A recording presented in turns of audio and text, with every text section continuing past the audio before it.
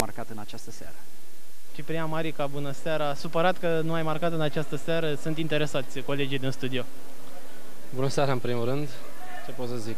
Îmi pare rău că nu am marcat, dar sunt foarte bucuros că am reușit să luăm cele 6 puncte puse în joc și sunt foarte fericit. Consider ghinionist? Te-a enervat rău portarul lor astăzi? Da, cred că Niculescu a făcut vudu.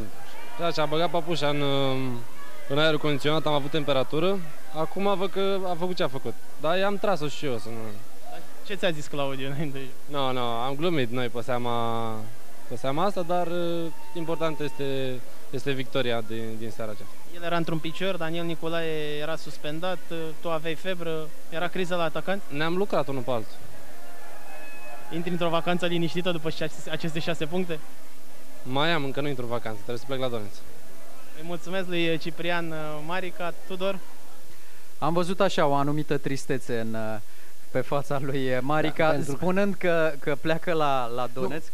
Că mai are de jucat, pentru că incontestabil ați văzut bucuria mai mult decât bine meritată, această descătușare de final firească, uluitoare, pe care tricolorii o merită cu prisosință. V-a plăcut cum Pițurcă și-a felicitat elevii, n-au mai fost spartani, n-au mai fost război.